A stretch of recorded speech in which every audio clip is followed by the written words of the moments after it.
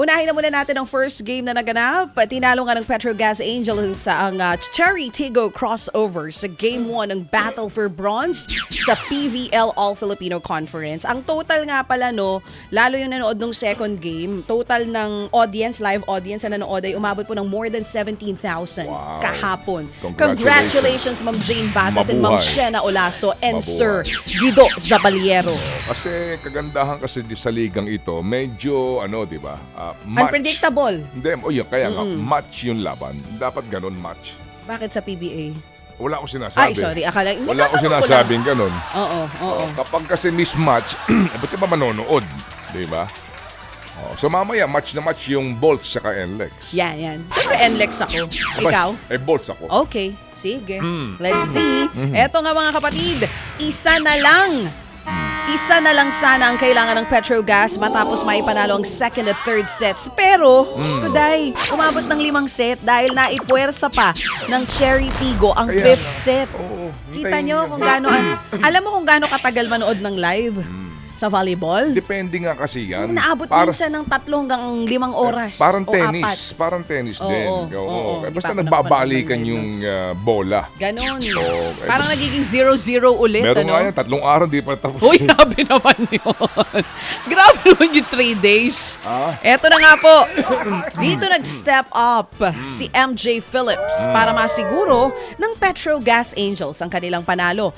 Final score, 22-25, 25-12, 25-18, 27-29 at 15-12. Sana manalo ang jeep sa bakbakan nila para sa PBA yun.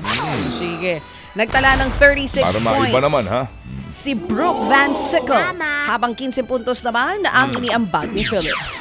Isang panalo na lang ang kailangan ng Angels para makuha ang third place. Okay. Daming mga nagdurugo ang puso. Malapit nang makamit ng Creamline Coal Smashers ang kanilang ikatlong sunod na All-Filipino title.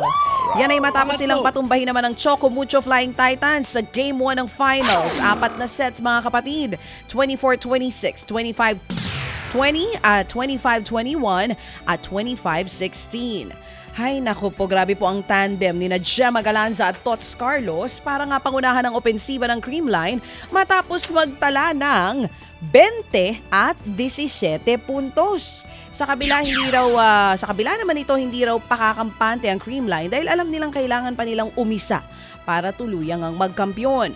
Gaganapin naman ang Game 2 ng Best of 3 series sa Linggo. So kung 70,000 kagabi, malamang kagaya ng last year yung second game. Aabot yan ng more than 20,000. So abangan po natin yan. Ito na yung sinasabi mo. Inaabangan na po ang tapatan ng sister teams na Barangay Ginebra Gene Kings at Magnolia Hot Shots sa PBA Philippine Cup quarterfinals. Maagang mangyayari ang tinaguriang Manila Clasico ngayong taon. Matapos makuha ng Ginebra ang second seed habang 7th naman ang Hot Shots. Gaganapin po ito sa Rizal Memorial Coliseum sa Maynila on Saturday, Mayo 11. Ito ang unang beses na idadaos sa naturang stadium ang PBA quarters. Hawak ng barangay ang twice-to-beat advantage laban sa Magnolia.